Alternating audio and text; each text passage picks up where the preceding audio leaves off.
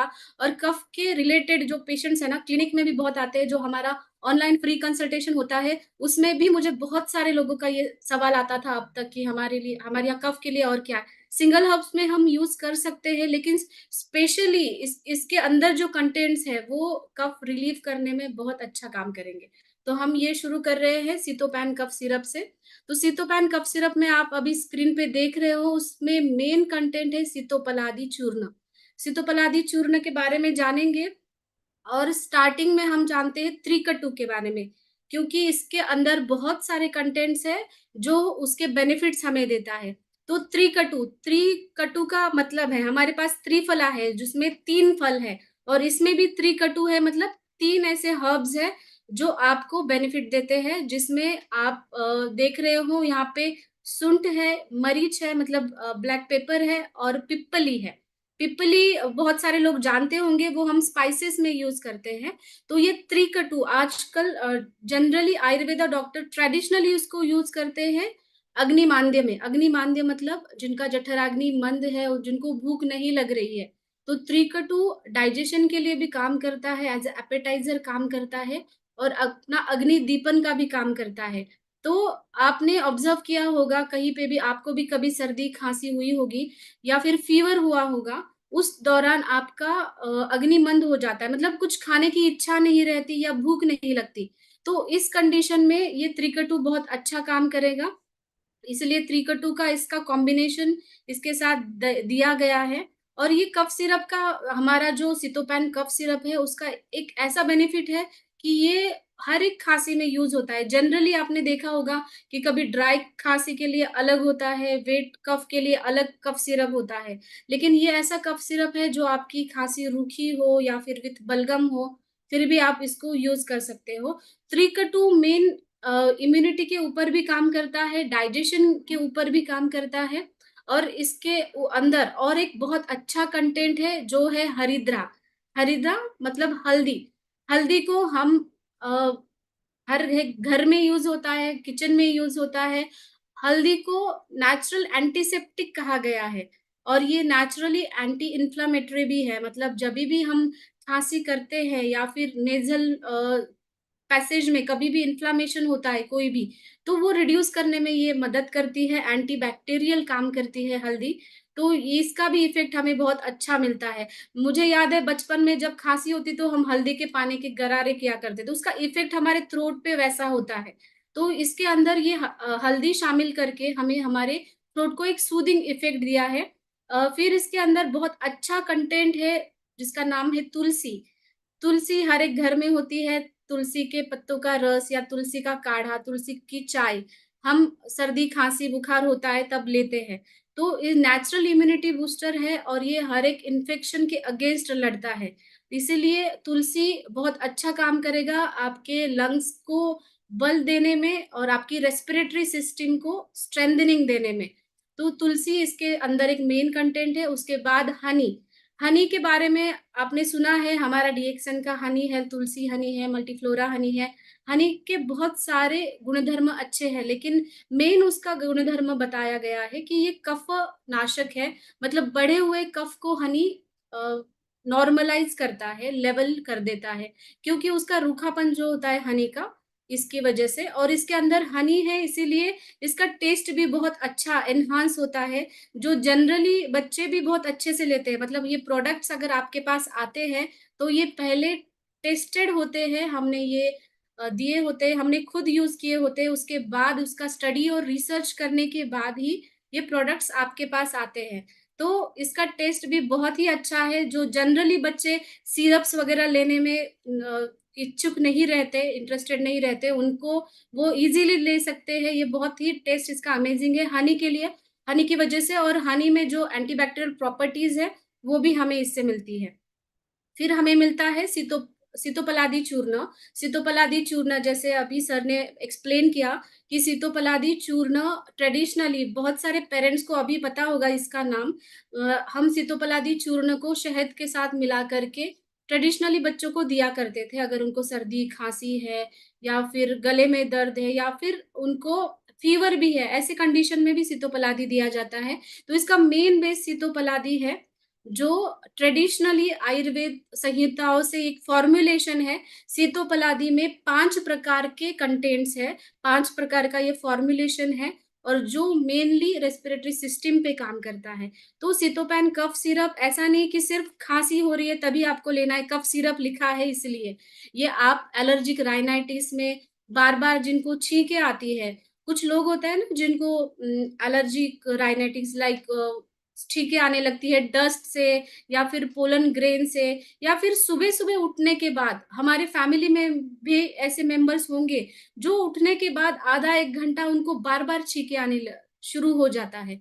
तो ऐसे कुछ लोग होते हैं जिनकी इम्यूनिटी बहुत कम होती है, डस्ट पार्टिकल चला गया नाक में, पोलन्स चले गए या फिर आजकल इतना पॉल्यूशन हम देख रहे हैं, तो इतने पार्टिकल्स नाक में जाने की वजह से छींकें आती है। सुबह-सुबह भी बहुत लोगों को छींकें आना शुरू होता है, तो वो लोगों को धीरे-धीरे उसका परिणाम साइनोसाइटिस की तरफ जाता है। जैसे कि साइनसेस दर्द करते हैं, जहाँ पे नेज़ल पैरानेज़ल साइनसेस जो है या फिर सर दर्द करना, ऐसे सिम्पटम्स दिखते हैं और धीरे-धीरे वो बढ़ के फ़ीवर या फिर बाद में अस्थमैटिक कंडीशन भी आ जाती है।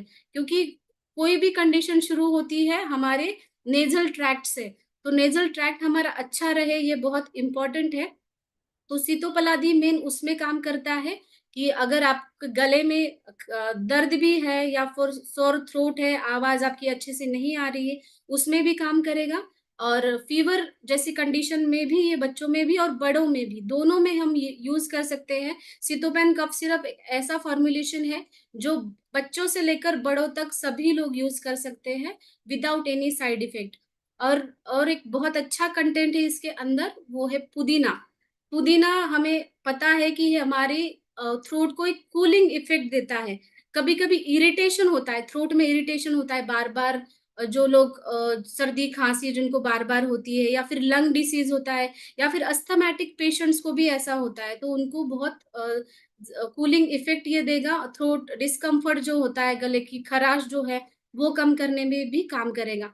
आजकल अभी ये ऋतु संधि चल रहा है। ऋतु संधि मतलब विंटर्स खत्म होके अभी नया समर सीज़न शुरू हो रहा है। उसको आयुर्वेद में ऋतु संधि कहते हैं, मतलब एक ऋतु खत्म होने के बाद दूसरा ऋतु शुरू होना। तो ऐसा जब ऋतु संधि होता है, तो जनरली जिनको ये सारी चीज़ों की तकलीफ़ है, उनको तो रेस्पिरेटरी सिस्टम के डिसीज़ेज़ दिखते ही हैं, लाइक सर्दी, खाँसी ये तो दिखता ही है और जिनको मतलब नॉर्मली जिनको अस्थमा है या फिर अस्थमा के अटैक ज़्यादा बार आने लगते हैं, एलर्जिक राइनाइटिस है, उनको छींकें बार-बार आने लगती हैं। ये सारी लक्षण हमें दिखाई देती है। तो ऋतु संधि के दौरान हमारी इम्यूनिटी अच्छी रहे, इसीलिए हम ये सितोपान दे सकते हैं। और इसमें वासा का मेन एडाथोडा वासिका ऐसा लैटिन नेम है, तो इसका भी उपयोग आयुर्वेद संहिता में श्वास के कंडीशन में बहुत अच्छा बताया गया है। श्वास का हम कोरिलेट कर सकते हैं अस्थमा से और कास जैसी कंडीशन में भी, कास को हम कोरिलेट कर सकते हैं खाँसी को। कोई भी प्रकार की खाँसी हो वो जैसे जिनको ट्यूबरकुलोसिस की वजह से होती है, जिनको डस्ट एलर्जी से होती है, कोई भी प्रकार की खाँसी कभी-कभी जिनको एसिडिट लेवल शरीर की ज़्यादा बढ़ने की वजह से गले में एक बलगम सा जमा होता है खाने के बाद और तभी भी खाँसी आती है, तो उसमें भी ये बहुत अच्छा काम करता है। वासा ब्रोंकोडायलेटर इफ़ेक्ट बहुत अच्छा उसका प्रूवन है, रिसर्च में ये प्रूवन हुआ है। ब्रोंकोडायलेटर मतलब क्या होता है? जब हम अस्थमा के पेशेंट देखते हैं या फिर जिनको भी व्हीज़िंग सुनाई देता है, सर्दी-खाँसी हो जाती है, तो हमारे ब्रोंकियोल्स में, हमारे ट्रैकियल ट्रैक्ट में कुछ इन्फ्लेमेशन हो जाता है और वहाँ पे सूजन होने की वजह से वहाँ का ब्रोंकियोल जो है कंस्ट्रिक्ट हो जाती है, मतलब उसकी जगह बहुत कम हो जाती है। उसकी वजह से साँस लेने में दिक्कत आती है, मतलब साँस फूलने लगती है उन लोगों की। तो ऐसे कंडीशन में ब्रोंकोडायलेटर जैसा ये काम करेगा, मतलब वहाँ पे इन्फ्लेमेशन है वो कम करेगा और ज़ाहिर-सी बात है वहाँ पे सूजन कम हो गई और वहाँ का पैसेज हमारा ट्रैकिया का पैसेज अच्छे से ओपन हुआ, तो हम अच्छे से ब्रीदिंग भी कर पाएँगे। तो अभी बड़ों में तो दिखाई दे रही है ये सारे सिम्पटम्स जैसे कि जो लोग आईटी फील्ड में काम करते हैं, जिनको दिन भर एसी में रहना पड़ता है और जनरली बच्चों में क्योंकि बच्चों का वो जो समय होता है बाल अवस्था जिसको आयुर्वेद में कहा गया है कि ये कफ की अवस्था होती है, इसीलिए आप ज़्यादा से ज़्यादा बच्चों में कफ की बीमारियाँ देखते हो मतलब पानी चेंज हो गया या फिर ऋतु चेंज हो गया तो उनको सर्दी खांसी होने लगती है। तो ऐसे कंडीशन में एज़ अ प्रिकॉशन भी आप ये दे सकते हैं। मतलब इसका मतलब ये नहीं कि आपको अगर कुछ सर्दी खांसी हो तभी ये दे लेना है। अगर आपको एज़ अ प्रिकॉशन या फिर अच्छे से भूख नहीं लग रही है, डाइजेशन कमज़ोर हो रहा है और सितोपलादी का और एक वर्णन है अतिसार में। अतिसार मतलब जिनको लूज़ मोशन हो रहे हैं और जिनको डिहाइड्रेशन हुआ है। तो उनमें भी हम ये दे सकते हैं, ये हाइड्रेशन में भी काम करेगा, तो इतने सारे बेनिफिट्स हैं। आप इसको सिर्फ़ कफ सिरप पे ही लिमिटेड मत रखिए। Generally as a precautionary measures भी आप इसको रोज़ ले सकते हैं without any side effect, okay? Herbal recipe है, क्वालिटी और सेफ्टी फॉर्मुलेटेड है, प्यूरिटी गारंटीड है, मतलब ये हमने already tried and tested formula है, जो आपके सामने आया है। तो सभी बच्चों में, बड़ों में, सब में ये यूज़ होगा। इसका डोज़ मैं आपको बता दूँ, 1 से 2 चम्मच, 2 से 3 टाइम आप बच्चों को दें, 10 साल से पहले उम्र वाले के बच्चों को और 10 साल के बाद में आप 2 से 3 चम्मच, 3 से 4 टाइम दे सकते हैं। जनरली बच्चे ऐसे ही ले लेते हैं, इसका टेस्ट बहुत अच्छा है, लेकिन अगर किसी ने नहीं लिया या फिर आपको भी इसका टेस्ट अच्छा नहीं लगा, तो आप पानी के साथ भी ले सकते हो।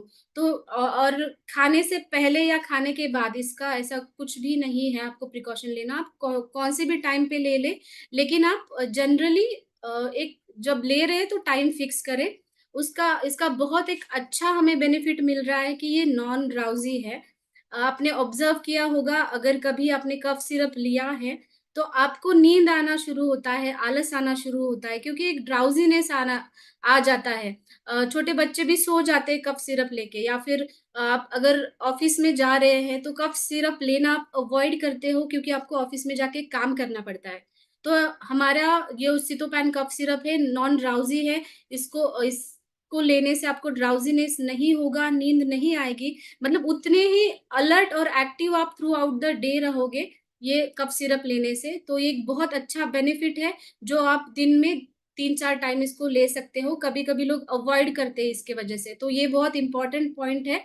आप ये क्लियर कर दीजिए और आप नोट डाउन भी करिए। और एक बहुत कन्वीनिएंट है, लिक्विड फॉर्म में है, तो आप ये ले सकते हो और रिकवरी बहुत अच्छी है। जनरली जिनको कुछ क्रॉनिक तकलीफ नहीं है, उनको रिलीफ बहुत अच्छा मिला है हमें।